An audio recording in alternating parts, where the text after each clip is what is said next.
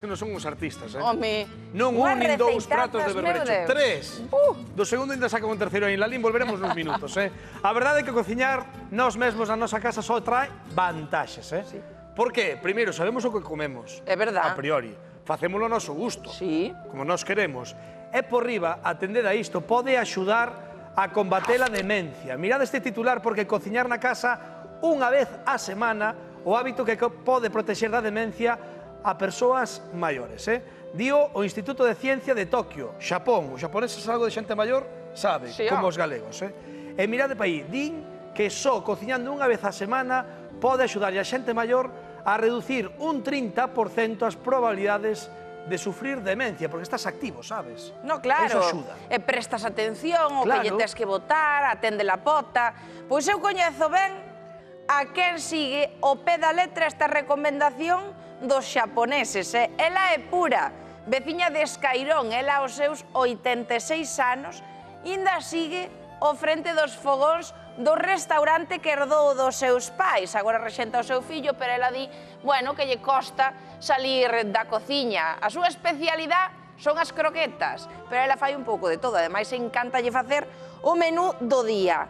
É pura, non só atende os hornillos, tamén atende a horta, e moi atentos, non perde de tomar o vermú cas súas amigas.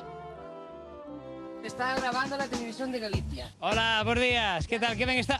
Hola, buenos días. Buenos días. Estás saindo na televisión? Estou salido na televisión A ver, cunha déixame- chica con de que falas? Santiago, cunha chica de Santiago. Pero que sodes? Todas amigas ou que sodes? Sodes familia ou que sodes? Clarita, Lola, Manola, E aquela? Juanita. Juanita, Cantos anos tes ti?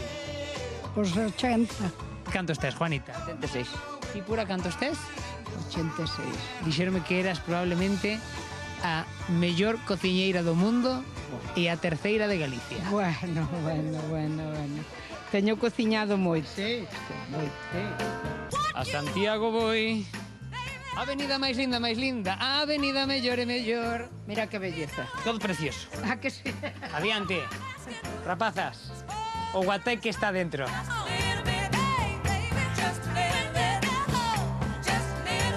Estas son as famosas croquetas de pura. De polo e xamón.